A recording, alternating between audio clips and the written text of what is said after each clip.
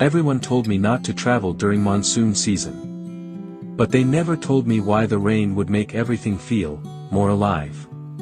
This is a film about places that bloom when the world turns gray, where storms are not the end of adventure, but the beginning of something softer, slower, and more human, and by the end, you might just wish you'd packed your bags for the rain. That we live in a world obsessed with sunshine, bright skies, blue seas, summer tan lines, but what if I told you that there are places that wait for the rain?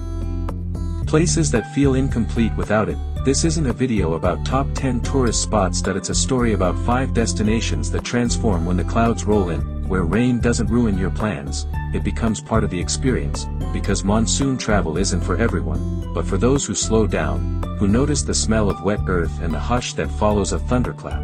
It just might be unforgettable that I arrived in Munnar just after sunrise, and the rain had already started. That it wasn't dramatic. Just a steady rhythm, soft as breath. The tea plantations that rolled along the hills looked like someone had painted them with a brush soaked in emerald ink. Mist clung to the roads. Locals moved like they had all the time in the world. A shopkeeper named Lata handed me a cup of cardamom chai and said, "This is the real Munnar. The one we wait for all year."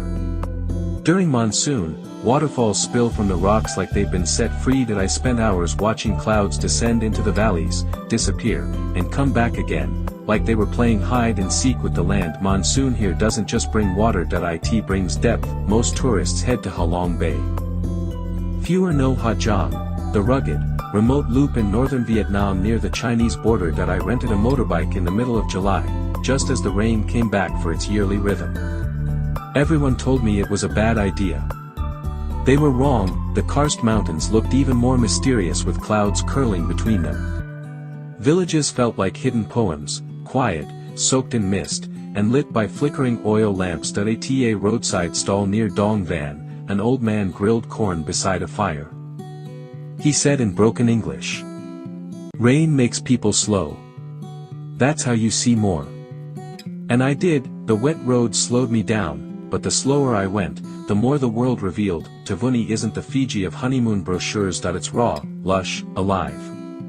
And during the wet season, from November to April, it becomes something surreal. I walked through Buma National Heritage Park under a rain jacket 3 sizes too big. Ferns brushed my knees. Cicadas buzzed louder than my thoughts. At Tavoro Falls, the downpour became background music. Locals don't avoid the rain here. They dance in at a village ceremony. Kids splashed barefoot through the puddles like it was Christmas. One of them, Joeli, said, "If it's raining, you just get wet. But the earth gets fed too." There's no pretense in Tavuni during monsoon. No filters.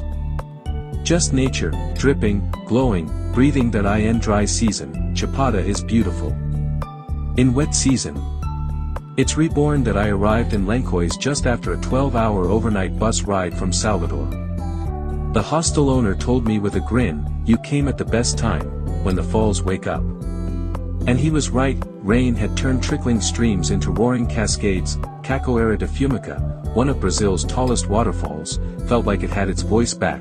The hikes were muddy, sure, but the air smelled of wildflowers and petrichor. At night, rain drummed on my tin roof while I journaled by candlelight. Monsoon here doesn't chase people away. It calls the brave closer. Luang Prabang feels like a dream even in dry season.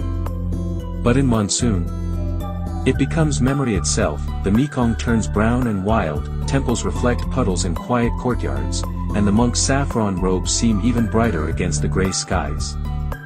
One morning, I sat at Wat Siang Thong as rain fell in thick, slanting sheets. A monk swept the stone steps with a hand-woven broom, never minding the downpour. When I asked him later why they didn't just wait for the rain to stop, he smiled and said, "Rain is part of the world's breath. You don't stop breathing, do you?"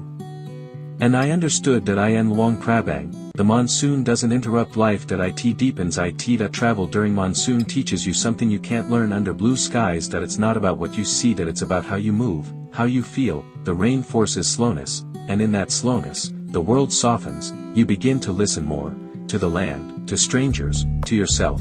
You stop chasing perfect moments. Instead, you begin to notice the beauty in wet sandals, steamed up windows, and the quiet of a mountain valley under a sky that never clears. In the rain, you stop performing travel, and start experiencing it. I used to avoid rain when I traveled. I thought it was a hassle, an inconvenience. But after these journeys, I know better. The rain has a way of humbling you. It washes away hurry.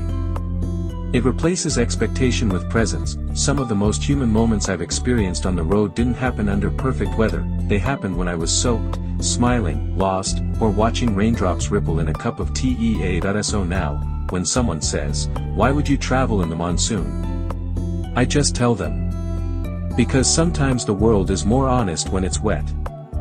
If you've ever thought rain would ruin your travel plans, maybe it's time to let it change them. There's a whole world that waits for the storm. If you want more emotional, grounded travel stories like this, you'll find them here, one rainy road at a time.